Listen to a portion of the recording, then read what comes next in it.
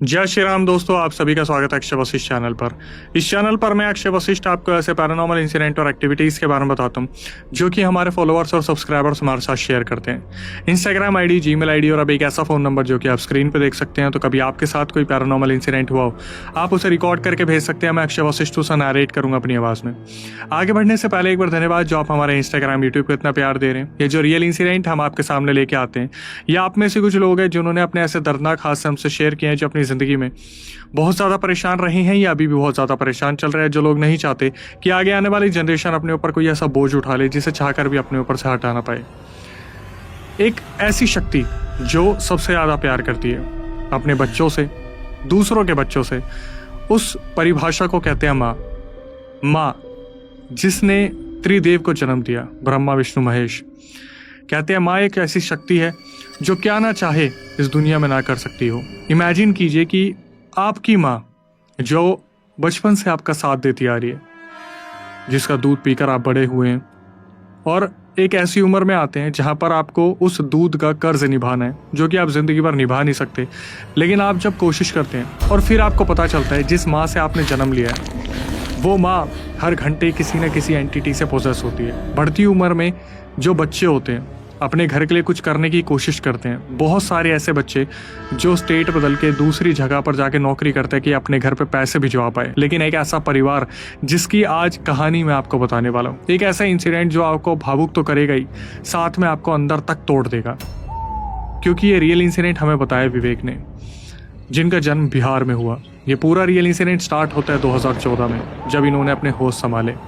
इन्होंने बताया कि अक्षय भाई, बचपन से ही हम अपनी मम्मी को पोजेस होता देखते आए हैं। सुनने में ऐसा लगता है कि यार कितनी इजीली एक इंसान ने बता दिया कि मेरी मम्मी पोजेस होती है। हम हर जगह, मज़ार, मंदिर, हर जगह घूम लिए, लेकिन मेरी माँ आज तक ठीक नहीं हो पाई। इस पूरे रियल इंसिडेंट को विवेक ने बहुत करीबी से देखा। विवेक ने बताया कि अक्षय भाई, मेरे परिवार में सबसे बड़ा लड़का मैं हूँ, उसके बाद मेरी बहन जो कि 21 साल की है, उसके बाद मेरा छोटा भाई जो कि 16 साल का है। मम्मी को बचपन से हमने अलग अलग आत्माओं से घिरा देखा। व्यवहार की जो इनकी मम्मी इतनी अच्छी हुआ करती थी, आज वो हर चीज़ में विवाद करती है।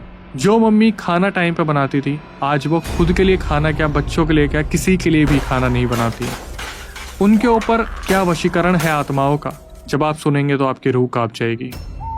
विवेक ने इस रियल इंसिडेंट की शुरुआत में बताया कि अक्षय भाई, अभी हम दिल्ली में रहते हैं और अपने पूरे घर में मैं ही एक इंसान हूँ जो सबसे ज़्यादा पूजा पाठ करता हूँ, इसलिए ये चीज़ें मुझे बिल्कुल भी परेशान नहीं करती।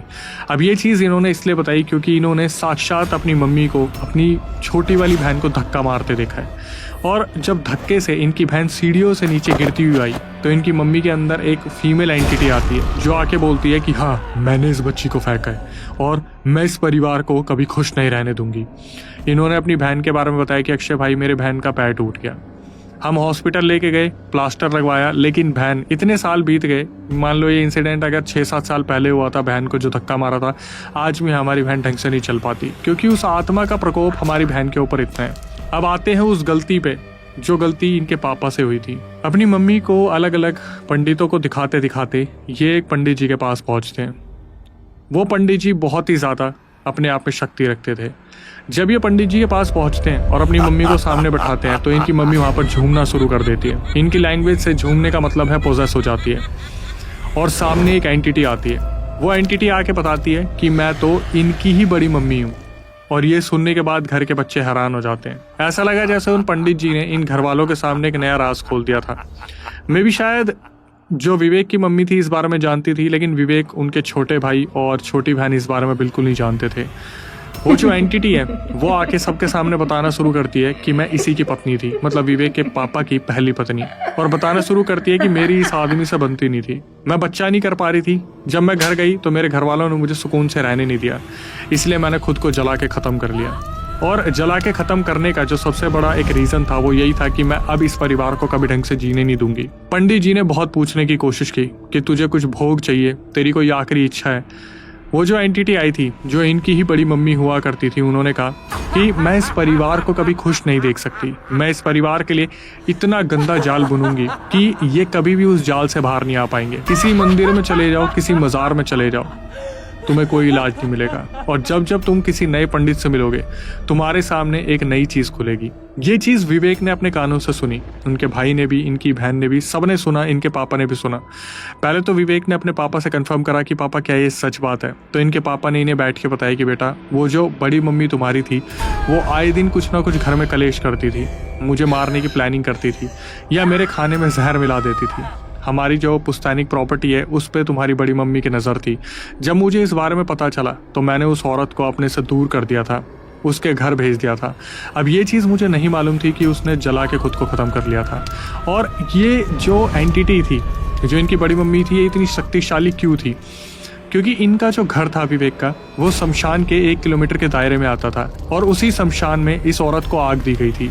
तो ये जो औरत मरी थी ये पहले ही अधूरी इच्छाओं के साथ ख़त्म हुई थी, जिस वजह से इन्होंने विवेक की मम्मी के ऊपर पूरी तरीके से पोजेशन पा लिया था। अब धीरे धीरे ये लोग इलाज की तरफ जाना शुरू करते हैं, अलग अलग लोगों को दिखाना शुरू करते हैं, अलग अलग जगह पता करना शुरू करते हैं, लेकिन इन्हें कोई भी सॉल्यूशन नहीं मिलता। जब भी ये किसी नए पंडित के पास जाते या फिर पुजारी के पास जाते या फिर कहीं भी जाते तो इन्हें बस यही पता चलता है कि हाँ, जो बड़ी मम्मी है वो इनकी मम्मी के ऊपर है, लेकिन इन्हें कोई भी इलाज नहीं मिल पा रहा है। अब इनके घर में क्या होता था, रोज पंडित आते और पंडित चले जाते। जब भी उनसे पूछा जाता है कि पंडित जी क्या निवारण है या फिर क्या दिख रहा है, तो वो पंडित जी बताते कि भाई बड़ी मम्मी तुम्हारी जो है वो घर पे घेरा बना के बैठी हुई है, मतलब आपकी मम्मी के ऊपर घेरा बना के बैठी हुई है। और जब भी कोई नया पंडित, तांत्रिक, पुजारी कोई भी आता, बड़ी मम्मी से बात करने की कोशिश करता, तो वो जो बड़ी मम्मी थी वो उनको धमकी देती कि मैं तुझे भी खत्म कर दूंगी, तेरे परिवार को भी खत्म कर दूंगी, चला जा। जब भी इनकी बड़ी मम्मी से कुछ भोग से रिलेटेड बात होती कि आप कुछ भोग ले लो या फिर आपको स्थान दे देते, तो इनकी बड़ी मम्मी उन पंडितों को धमकी दे देती कि अगर तुम यहाँ टिके तो तुम्हारे परिवार का ये इंसान चला जाएगा। और पंडित वहाँ से उठ के चले जाते थे ये बोल के कि जो भी ये औरत बता रही है इस शरीर में, हमारे घर में वो इंसान है जिसे खतरा है। तो पंडित होते थे वो बुरी तरीके से डर जाते थे और उठ के निकल जाते थे, और सॉल्यूशन पे यही बताते थे कि भाई इसका कुछ नहीं हो सकता, ये जो औरत है बहुत शक्तिशाली है, मतलब जो बड़ी मम्मी की एंटिटी है जो विवेक की मम्मी के शरीर में बैठी हुई है बहुत ज़्यादा खतरनाक है। धीरे धीरे वक्त आगे बढ़ता रहा, घर में कलेश होते थे, और जब भी कुछ अच्छा काम होने वाला होता था, जैसे मान लो घर के बनने की बात हो रही है या घर बनना भी स्टार्ट हो गया, तो अचानक से वहाँ पर काम करने वाले कारीगरों के ऊपर इनकी मम्मी चिल्ला पड़ती और आवाज़ बदल बदल के उनसे बात करती थी, जिस वजह से जो कारीगर वहाँ रहते थे वो डर के वहाँ से भागने लगे। इनके पापा की रिक्वेस्ट के बाद इनका घर बनवाया गया। जो ठेकेदार थे उन्हें एक्स्ट्रा पैसे दिए गए और उन्हें बताया गया कि अगर घर नहीं बनेगा तो बच्चे कहाँ रहेंगे। ठेकेदार ने बड़ी मुश्किल से कोशिश करके इनके घर को बनाया। ठेकेदार को भी आगे जाके काफ़ी नुकसान हुआ था। अब इन सब चीज़ों में क्या हुआ, जब इन्हें पता चल गया कि यार अभी हमें सोल्यूशन नहीं मिल पा रहा है, तो बिहार के अंदर एक बहुत फेमस मज़ार है। ये लोग अपनी मम्मी को वहाँ लेके जाते हैं। वहाँ पर जो मौलवी मौलाना बैठे थे वो देखते ही बता देते कि बहुत बड़ी चीज़ है इस औरत के अंदर। और वहाँ पर क्या हुआ, अचानक से जैसे ही उन्होंने बोला कि बहुत बड़ी चीज़ है, इनकी बड़ी मम्मी शरीर में प्रवेश कर लेती है और वहाँ पर चिल्लाना शुरू कर देती है, सर मारना शुरू कर देती है, अपने नाखून नोचने शुरू कर देती है। बहुत सारे नाखून तो उन्होंने विवेक के सामने तोड़ दिए। उस टाइम पर जो मौलवी मौलाना थे वो पूछना शुरू करते कि तू क्या चाहती है। तो उस टाइम पर वो जो एंटिटी थी उसने साफ आके बता दिया कि मैं नहीं जाऊंगी और इस परिवार को कभी खुश नहीं रहने दूंगी, इन बच्चों को कभी आगे बढ़ने नहीं दूंगी, ये मैं वचन दे के जा रही हूँ। जो मौलवी मौलाना थे उन्होंने प्रोटेक्शन के लिए पानी दिया और कुछ राख थी, जो वहाँ पर राख रखी हुई थी, जो शायद वहाँ पर कोई ऐसी शक्तिशाली राख थी जो शायद इनका पोजेशन कंट्रोल कर सकती थी। तो इन्होंने बताया कि अक्षय भाई 2 साल हम वहाँ पर गए उस मज़ार पे। होता क्या था, 1-2 दिन चीज़ें ठीक रहती फिर वैसी हो जाती। मम्मी घर में आती, सारा सामान बिखेर देती, अचानक से पोजेशन आ जाता। लेकिन मज़ार से कुछ चीज़ें नहीं पता चली कि इनकी मम्मी के अंदर सिर्फ बड़ी मम्मी नहीं है, उनके अंदर 2 जिन भी रहते हैं, जिस वजह से इनकी जो मम्मी है वो खाती बहुत ज़्यादा है और घर में कलेश बहुत रखती है। और इन्हीं सब चीज़ों के बीच में क्या हुआ, इनके पापा भी पोजेस हो गए। इनके पापा को ड्रिंक की आदत लग गई, नॉनवेज की आदत लग गई। उनको मंगलवार वाला दिन छोड़ के डेली ड्रिंक और डेली नॉनवेज चाहिए, जिस वजह से विवेक बहुत ज़्यादा परेशान है। इन सब चीज़ों में एक और घटना सामने आती है। जब इनकी बहन की शादी की बात चलती है तो जैसे होता है ना कि माँ बहुत खुश होती है, इनकी खुद की माँ जिसके अंदर बड़ी मम्मी का पोजेशन आता है, उन्होंने ही शादी को रोक रखा है ये बोल के कि अभी नहीं, अभी हमारे पास पैसे नहीं है। और जो पापा जी है वो भी कहीं ना कहीं पोजेस हो रखे हैं, क्योंकि जब जब विवेक पूजा करने बैठते हैं तो इनके पापा पीछे से आते और बोलते कि ये चीज़ गलत है, तुम्हें भी नॉनवेज खाना चाहिए, तुम्हें भी ड्रिंक करनी चाहिए, अपनी ज़िंदगी को ढंग से मेंटेन करके रखो, ये पूजा पाठ तो चलता रहेगा। अब हुआ क्या, धीरे धीरे ये चीज़ें जो बढ़ने लगी वो इस लेवल पे चली गई जहाँ पर विवेक को पता चल गया कि हमारे घर में कुछ भी अब अच्छा नहीं होने वाला है। इन सब चीज़ों में कुछ नई चीज़ें इन्हें पता चलती है और वो चीज़ें इतनी डरावनी थी। विवेक ने बताया कि अक्षय भाई एक फिर पंडित जी हमें मिले। जब हमें मज़ार से 2 सालों में कोई सॉल्यूशन नहीं मिला, हमें ये पता चला कि मज़ार की चीज़ें, मम्मी के ऊपर जो बड़ी मम्मी है और 2 जिन जो हैं उन्हें बस रोक पा रहे हैं कहीं ना कहीं 2 दिन के लिए। तो फिर हमने किसी सिद्धि पुरुष पंडित को ढूंढना शुरू करा। वो पंडित मेरी मम्मी के सामने आए और उन्होंने अपनी विद्या से पहले तो मेरी मम्मी को शांत करा, लेकिन जो 2 जिन थे वो अचानक से ऊपर आ गए और वो बोलना शुरू करते कि पंडित तू ठीक नहीं कर पाएगा, हम इसे लेके जाएंगे, तू बोल तेरे को जाना है हमारे साथ। तो जब ये जो सिद्ध पंडित जी थे इन्होंने देखना शुरू करा तो इन्हें पता चला कि इनकी जो मम्मी है वो घर में सबके सोने के बाद रात को उठती है, बाहर जाती है। बड़ी मम्मी और जिन जो है इनकी मम्मी से कुछ ऐसी क्रिया करवाते हैं जिसकी वजह से और भी एंटिटीज़ इनके अंदर आती है। अब यहाँ से पता चला कि 2 जिन और सिर्फ बड़ी मम्मी नहीं है, एक डायन भी इनके साथ रह रही है। तो बड़े पंडित जो वहाँ पर आए थे, जो एक सिद्धि पुरुष पंडित थे, उनसे पूछना शुरू करा इन घर वालों ने कि अभी आपने बताया कि एक चुड़ैल या डायन भी अगर साथ में है, 2 जिन हैं और इतनी सारी चीज़ें चल रही है, तो इन सब चीज़ों का सॉल्यूशन क्या होगा। तो वहाँ पर जो पंडित जी थे उन्होंने बताया कि मैं देख के बताऊंगा। तो उन्होंने क्या करा, इनके घर को कीलने की कोशिश करी। कीलने के दौरान बहुत सारी वहाँ पर पोजेशन की एक्टिविटी हुई, जहाँ पर इनकी मम्मी मिनट मिनट में पोजेस हो जाती थी। इन सब चीज़ों में विवेक ने बहुत ज़्यादा भुगता। विवेक ने बताया कि अक्षय भाई, मैं अपनी कुलदेवी के मंदिर जाना चाहता था और उससे पहले मेरी बाइक का एक्सीडेंट हो गया। जब भी घर में ये बात होती कि मेहंदीपुर बालाजी जाना है, 2 दिन पहले या 1 दिन पहले कुछ ना कुछ घर में ऐसा कलेश हो जाता है या घर में पैसों की ऐसी विपत्ति आ जाती कि मेहंदीपुर बालाजी तक ये आज तक नहीं पहुंच पाए। अब जैसे कि हर इंसिडेंट में मैं आपको बताता हूँ, हर पॉडकास्ट में बताता हूँ कि जब एक इंसान परेशान होता है ना और परेशानी की जड़ उसके सामने होती है तो वो इंसान बाबा बदलता रह जाता है। इन्होंने भी इतने बाबा बदले, इतने तांत्रिक बदले, इतने अघोरी बदले, फिर मज़ार में ये सब लोग गए और उसके बाद ये फिर एक बाबा के पास आते हैं। ये वही बाबा थे जो यहाँ पे से पंडित जी बोल के गए थे कि मैं देखूंगा। अब इन पंडित जी के पास ये आते हैं और यहाँ पर इन्हें फिर दोबारा कुछ नई चीज़ें पता चलती है कि इनके चाचा का एक लड़का था जो डूब के मरा था, वो भी इनके ऊपर आता है। फिर एक और बड़े पापा का कोई लड़का था जिसने खुद को फंदे से लटका लिया था, वो भी इनके ऊपर आता है।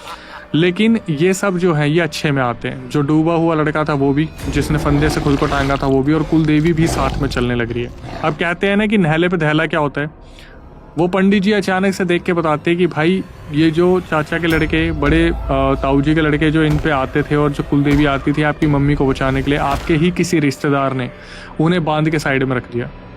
मतलब उनके ऊपर ही कोई काली क्रिया कर दी, जिस वजह से ये सारी एंटिटीज़, चुड़ैल, डायन, जिन, जिन्नात जो भी थे हावी होते जा रहे हैं। और जो बचाने वाले थे, जो अभी तक चाचा के लड़के, ताऊ के लड़के, कुलदेवी थी, वो बचाने वालों को मंत्रों से साइड में बांध दिया।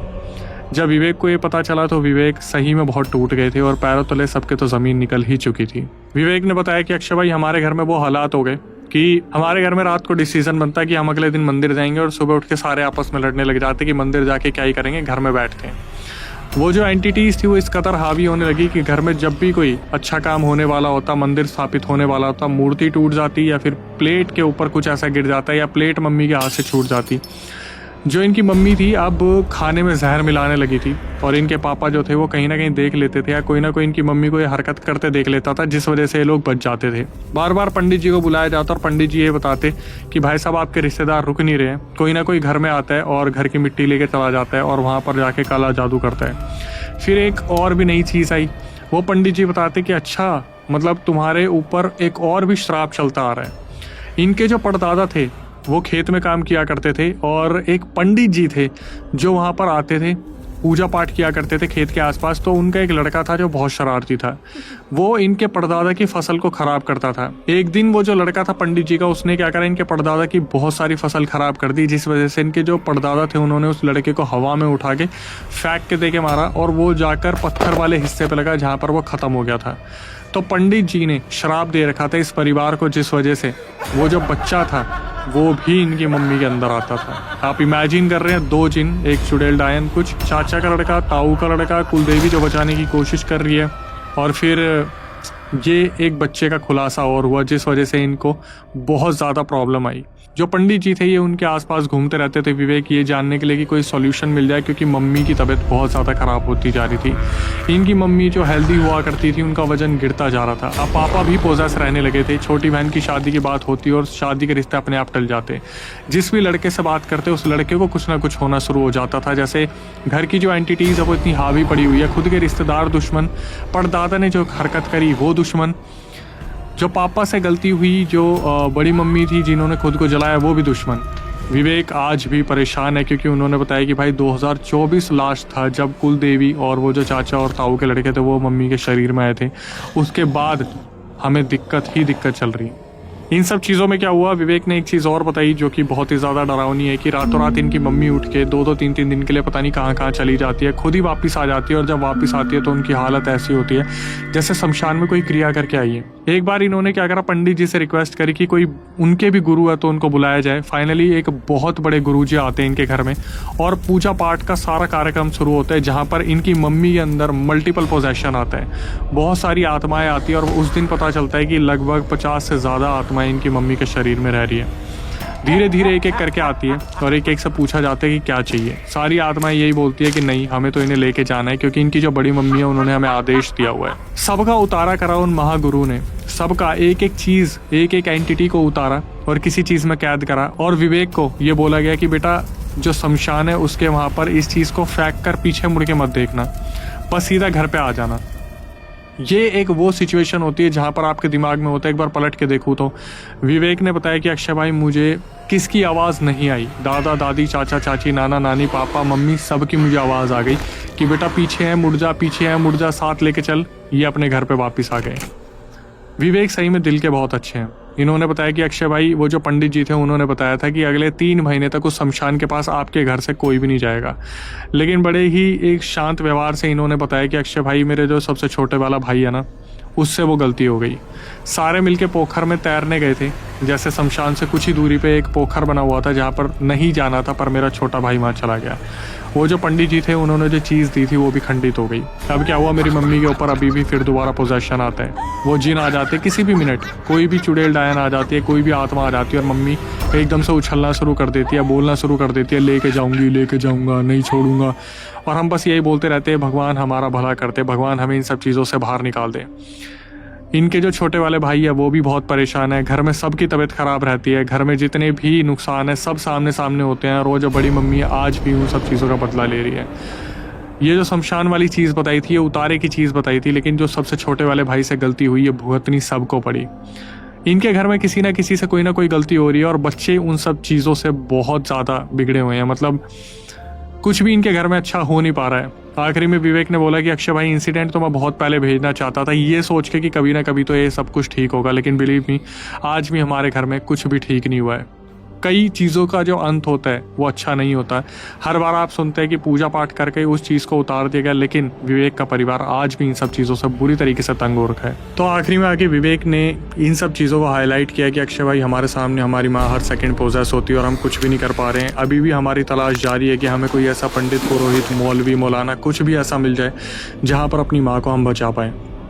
सब इनके घर में बहुत ज़्यादा परेशान है और किसी भी चीज़ का सॉल्यूशन मिल नहीं पा रहा है। ये आपसे भी यही उम्मीद रखते हैं और हमसे भी इन्होंने यही उम्मीद रखी है कि हम कोई ऐसा रास्ता इनके लिए ढूंढे जहाँ पर इनको कोई सॉल्यूशन मिल पाए। सोचिए बुरी तरीके से पोजेशन हो रखा है, मेहंदीपुर बालाजी तक ये पहुँच नहीं पा रहे हैं, कहीं भी ये पहुँच नहीं पा रहे हैं। 2014 से 2026 आ गया और इन्हें कोई सॉल्यूशन नहीं मिल रहा है। और आखिरी में विवेक ने एक डिसीजन लिया कि अपनी कुल देवी की शक्ति के द्वारा ही अपनी बड़ी मम्मी से बात करने की कोशिश करेंगे कि बड़ी मम्मी क्या चाहती है, कोई भोग या फिर कुछ भी। ये अपनी मम्मी को एक कमरे में लेके गए जहाँ पर बिल्कुल सन्नाटा था और ये उनके साथ खड़े हुए पूछना शुरू करा कि बड़ी मम्मी आप क्या चाहते हो। इनकी बड़ी मम्मी ने बोला इस परिवार का सर्वनाश, मैं यही करके यहाँ से जाऊँगी, और ये बोलकर वो वहाँ से चली गई।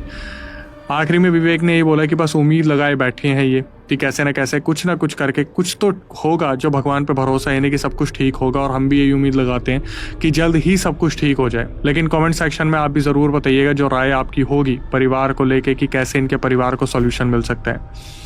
इसके बाद यही कहेंगे moral of the story conclusion में, इन सब चीज़ों के बीच में अभी मैं कुछ भी नहीं बोल सकता। इतनी सारी चीज़ें, पिताजी की पहली बीवी, परदादा से जो गलती हुई, छोटे वाले भाई ने जो पोखर में जाके गलती करी, सॉल्यूशन कुछ भी नहीं मिल पा रहा है। क्योंकि इन्होंने बताया कि जब भी कुछ सॉल्यूशन करने की कोशिश करते हैं 2-3 दिन सब कुछ शांत रहता है, बड़ी बड़ी पूजाएं चलती हैं, 8-8 दिन की पूजा, 4-4 दिन की पूजा, उन 4 दिनों में सब शांत रहता है, लेकिन उसके बाद फिर वही सब कुछ हो जाता है। सोचिए बड़ी मम्मी जो है वो इस कदर बदला लेने पे हो रखी हैं कि वो पूरा परिवार तबाह करके मान रही है। मतलब इनके घर को एक पोर्टल बना दिया है, जो भी एंटिटी बाहर बैठी है इनके घर में आ जाती है और फिर वहाँ पर सब कुछ शुरू हो जाता है। इन सब इंसिडेंट को सुनने के बाद कहीं ना कहीं दिमाग में ये तो आता है कि यार मतलब ऊपरी चीज़ें कितनी ही ज़्यादा खतरनाक होती है। और फिर ये भी हमें पता चलता है जब हम बात करते हैं जिन जिन्नात के बारे में, डायन के बारे में, तो आपको पता है जब हम इनके बारे में बात करते हैं तो ये हमें सुन रही होती है। आपको भी ऐसा लग रहा हो तो माफ़ कीजिएगा, हमारा डराने का ऐसा कोई मोटिव नहीं था। लेकिन हमेशा हम जब इन सब चीज़ों के बारे में बात करते हैं तो पता चलता है कि ये चीज़ें हमें सुन रही होती हैं, आसपास होती हैं। ये हमारा जो एक पैरानॉर्मल का यूनिवर्स है, यहाँ पर सब हमारे आसपास है लेकिन हम उन्हें देख नहीं सकते। और इसके बाद यही कहना चाहेंगे कि ऐसे रियल इंसिडेंट लाने में हमारी बहुत मेहनत लगती है। आपसे सिर्फ हम ये चाहते हैं कि आप बेल नोटिफिकेशन ऑन करें और सब्सक्रिप्शन बनाए रखें, जितना ज़्यादा हो सके हमें मोटिवेशन दे, क्योंकि हम मेहनत कर रहे हैं सिर्फ आपके लिए, ताकि आपको कुछ ना कुछ ऐसा सबक मिले जो दूसरों की गलती आपके लिए सीख बन पाए।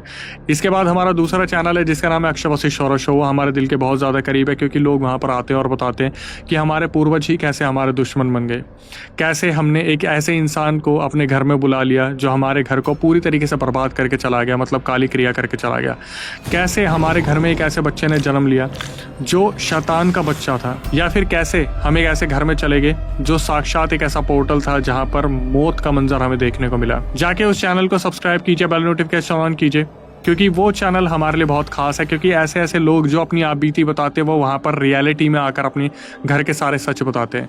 और फिर कभी आपको ऐसा लगे यार मैं भी उस चैनल का सदस्य बनना चाहता हूँ, आना चाहता हूँ, अपने घर परिवार के बारे में बताना चाहता हूँ, कुछ पैरानॉर्मल जो फील करा है या फिर कुछ आप बीती जो मेरे साथ हुई है भूतिया घटना वो उस चैनल पर बतानी है, तो उसकी पूरी प्रक्रिया मैं आपको बता देता हूँ। स्क्रीन डिस्क्रिप्शन पर आपको एक नंबर दिख रहा होगा जो कि हमारा व्हाट्सअप नंबर है, उसको पूरा रियल इंसिडेंट रिकॉर्ड करके भेज दीजिए और मेंशन कर दीजिए कि अक्षय भाई हम पॉडकास्ट में आना चाहते हैं। दिल्ली में हमारा सेंटर है, रिकॉर्डिंग को एक बार टीम रिव्यू करेगी, उसके बाद आपको बुलाया जाएगा। हम बैठेंगे कैमरे के सामने और बातचीत करेंगे, कुछ ऐसा कंटेंट लाने की कोशिश करेंगे जहां पर किसी को अवेयरनेस मिल पाए, किसी की गलती किसी की सीख बन पाए। और इसके बाद कभी आपके साथ कोई पैरानॉर्मल इंसिडेंट हुआ और आप चाहते कि उसे आप मेरी आवाज में नैरेट होता सुने, तो उसकी प्रक्रिया भी सेम है। स्क्रीन डिस्क्रिप्शन पे नंबर है, आप रिकॉर्ड करके भेज सकते हैं। मैं अक्षय वशिष्ठ उसे नैरेट करूंगा और फिर हम डालेंगे उसे अपने मेन चैनल पे। इसी तरीके से स्पॉटिफाई को प्यार देते रहिए। अभी हम ट्रेंड पे चल रहे हैं और आपके प्यार के बदौलत ही ये सब कुछ पॉसिबल हो पा रहा है। इंस्टाग्राम को भी इसी तरीके से प्यार दीजिए जितना ज्यादा हो सके। स्पॉटिफाई पे चलते फिरते आप हमारा कंटेंट सुन सकते हैं, लेकिन एक्सक्लूसिव कंटेंट आपको यूट्यूब पे ही देखने को मिलेगा।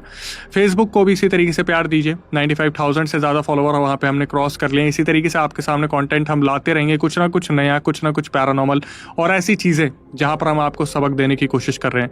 इसके बदले सिर्फ हम आपसे ये चाहते हैं कि अपने घर परिवार में शांति बना के रखिए। जितना ज़्यादा हो सके समझिए कि ये टोट के ज़िंदगी में आते हैं तो कैसे ज़िंदगी बर्बाद करके चले आते हैं। वशीकरण की कहानी हमारे पास बहुत सारी आ रही है, तो थोड़ा सा संभल के रहे कि आपका कोई बाल ना ले ले, नाखून ना ले ले, कोई भी ऐसा सैंपल ना ले ले डीएनए का जहां पर आपके ऊपर कोई भी वशीकरण कर दे। कोई ब्लैक मैजिक क्रिया अगर आपको ऐसी लग रही है तो नियर बाय जितनी जल्दी हो सके कांटेक्ट करने की कोशिश कीजिए किसी पंडित से, कोई पुरोहित से, जो भी सिद्धि रखते हो। उसके बाद हम तो है ही, आप हम तक पहुंच सकते हैं। जितना ज़्यादा हो सके परिवार पे ध्यान दीजिए, माँ बाप पे ध्यान दीजिए, दादा दादी नाना नानी, उनको बहुत आपकी ज़रूरत है। और कभी पलट के पूछिएगा मत कि आपने हमारे लिए किया क्या है।